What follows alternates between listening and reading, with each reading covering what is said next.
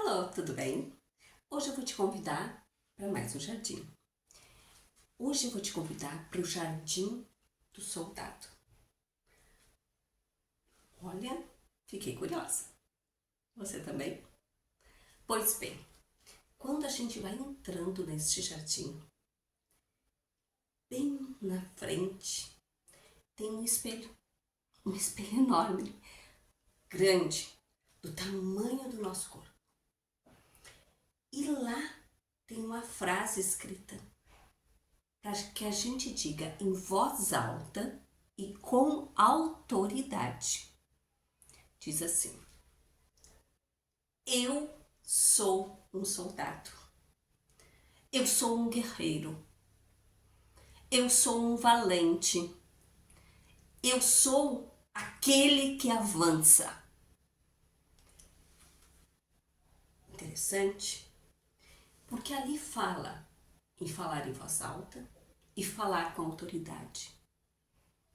Não é para falar com os ombros descaídos, nem com uma voz fraca e dúbia, mas encostando a voz, com os ombros, com um ar de guerreiro.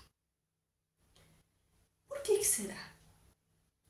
Porque, na verdade, nós precisamos de soldados alinhados, guerreiros, tanto no mundo físico quanto no mundo espiritual. Mas aí a gente vai entrando um pouco mais neste jardim e vai encontrando soldados. Afinal, é o Jardim do Soldado. Mas a gente vê que existem vários tipos de soldados, com várias posições, hierarquias, várias funções. E é exatamente isso que a gente vai conversar um pouquinho hoje. Porque, na verdade, quando a gente começa a entender o nosso posicionamento em Cristo Jesus, nós entendemos que nós estamos alistados nesta guerra. Mas, assim como no mundo espiritual, no mundo físico, nós temos semelhanças e nós precisamos aprender com isto. Um jovem, quando ele se alista, ele vai lá e diz, ó, tô aqui, tô me apresentando para servir. E ele vai ser alistado. Vai ser formalizado o seu alistamento e vai ser chamado para um dia para se apresentar no quartel. E quando ele se apresentar no quartel, ele vai ter que tirar as suas roupas de civil e vão entregar para eles uma roupa de soldado.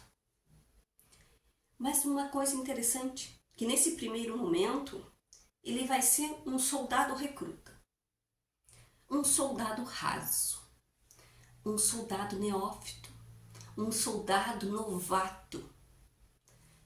E nesse tempo é o tempo de preparação. Então, neste tempo, não é dado a ele arma nenhuma. Na verdade, esse primeiro momento da vida dele, no quartel, ele vai aprender como se vestir, todo o aparato que ele precisa fazer. Ele vai treinar, tirar e botar essa roupa rapidamente. Ele vai aprender a cultura, a história da instituição. Ele vai aprender a parte de autoridade, de hierarquia, de receber um comando e obedecer.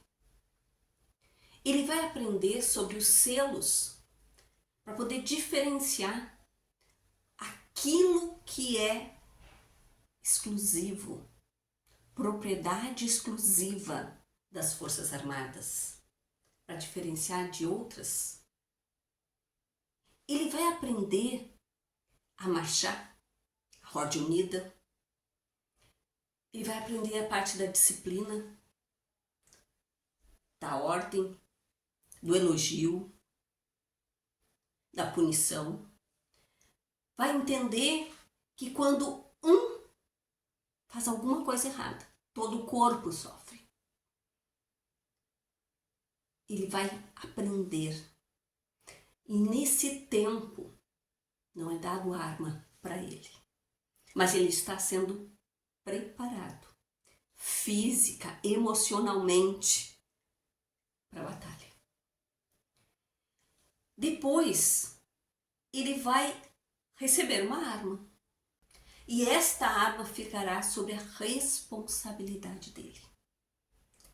Esta arma ele terá que guardar, ele terá que cuidar, ele não vai poder emprestar para ninguém. Ele é responsável por qualquer consequência que tenha a respeito daquela arma. Antes de ir para a estante de tiro, ele tem que conhecer, manusear, ele tem que cuidar desta arma. Ele vai fazer tiros, sim, mas tiros de festim, num primeiro momento.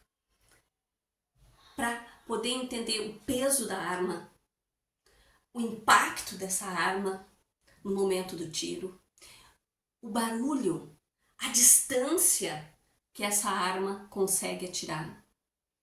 Todas essas coisas ele vai ter que aprender. Ele também vai ter que todos os dias ler e ler várias vezes, muito, a parte da instrução de tiro. Então ele vai ler todos os passos, ele vai ler tudo que tem, todas as regras para poder ir para a batalha. E aí só depois é que ele vai poder ir para a estante de tiro de verdade. E quando ele for para a estante de tiro, ele sempre vai ir acompanhado. Vai ter um monitor o tempo inteirinho ao lado dele, falando as instruções, claramente as instruções para a estante de tiro. E vai ficar ali dizendo, olha, coloca a arma assim, cuida aqui, cuida ali, não mira nas pessoas, não faça isso nunca, a não ser quando tem que ser para atirar de verdade. Não é brincadeira. Então o monitor está ali, monitorando, cuidando, zelando. Ele é um instrutor, ele é um mentor. E aí, nesse tempo, ele vai fazer tiros com várias armas, dependendo do grau dele, e também em várias posições, deitado, de pé, encostado. Ele vai lá e vai fazendo, vai treinando. E só depois disso é que ele vai estar apto a usar aquela arma. Isto também é muito importante no mundo espiritual. Não podemos, como neófitos, querer armas. Não, eu vou atirar agora de canhão, eu vou atirar de bazuca. Não. Nós temos que saber que tem um tempo de treinamento. Tem um tempo da gente ser alinhado, da gente entender o perigo, entender os cuidados que a gente tem que ter com o manuseio, como as responsabilidades, a hierarquia, a autoridade, porque isso é uma coisa importante. Sabe quando Jesus estava aqui na terra, um centurião chegou perto dele e disse, Senhor, a minha filha está muito doente, mas eu sei que se tu der uma palavra, ela vai ficar viva, ela vai sarar, ela vai ser curada, porque eu também sou um homem de autoridade. E quando eu digo vai, o soldado vai. E é exatamente isso que muitas vezes nós temos que aprender antes de ir para uma guerra espiritual. Nós temos que saber que a gente, num primeiro momento, a gente tem que ser treinado por pessoas que estão mais habilitadas que nós, que já têm um tempo de caminhada nesta área de batalha espiritual, para nos ensinar, para nos monitorar, para nos ajudar, para estar conosco até que a gente esteja apto para a batalha. Então, eu queria deixar para vocês essa mensagem da importância do treinamento, da importância da gente ser mentoreado para chegar ao estágio de maturidade. Para realmente, quando nós irmos para a batalha espiritual, a gente saber e ter firmeza e autoridade no mundo espiritual. Porque essa autoridade ela foi nos dada em Cristo Jesus. Cristo Jesus disse que nós estamos com Ele nas regiões celestiais, acima das potestades e dos principados. Nós estamos acima com Ele. Ele nos deu toda a autoridade. Mas só que nós temos que tomar posse disso. Nós temos que entender a nossa posição. E uma coisa bem importante, que um pouco depois que eu me converti, na nossa família, nós estávamos passando por um momento muito difícil. Os meus 2 irmãos estavam em caminhos assim, 2 irmãos meus, em caminhos muito fora dos propósitos de Deus. Envolvidos com droga, com bebida, com promiscuidade, com tudo que é coisa que o diabo faz quando ele chega na nossa vida. Ele vem para roubar, destruir e matar, para nos enganar, para fazer com que a gente faça desonra. E nós estávamos assim, a nossa família estava aos cacos. E tinha a minha irmã mais velha, ela já tinha um tempo de caminhada com o Senhor. E eu e a minha mãe há pouco tempo tínhamos nos convertido. E nós estávamos ainda muito chorosos com tudo isso, porque a gente tinha a alegria do Senhor, mas a gente olhava para a nossa família e ainda não via as promessas do Senhor se cumprir. E aí a Raquel, que era um pouco mais velha na fé, tinha mais maturidade na fé, ela disse: não, nós vamos orar, nós vamos jejuar, nós vamos guerrear pela nossa família. E ela foi nos ensinando. E aí, no verão de 1999, eu estava muito triste, eu saí para caminhar e eu fui dizendo ao Senhor: Senhor, a Raquel fala em armas. A Raquel fala que tu tens armas poderosas para a gente ganhar essa batalha. E aí o Espírito Santo foi falando ao meu coração. E naquela época, ele me deu 30 armas.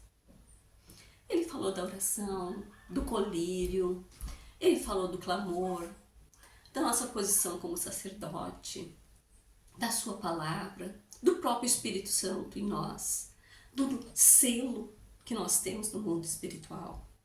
E ele foi colocando, e eu fui anotando. Deu 30 armas. Hoje eu sei que são muito mais, que o nosso Deus é um Deus maravilhoso e que realmente Ele tem para nós armas poderosas em Cristo Jesus e tem para nós promessas que Ele vai cumprir na nossa casa. Se esse vídeo tocou no teu coração, se esse vídeo te ajudou de alguma forma, Compartilhe com alguém. Compartilhe com uma pessoa. Compartilhe. Deixe o teu joinha. Deixe um comentário para mim. Eu vou gostar de saber o que você aprendeu. E também te convido para ficar um pouquinho mais nesse jardim. Meditar um pouco sobre esse jardim. O jardim do soldado. E depois eu te convido para um novo jardim. Então, um beijão. Até lá.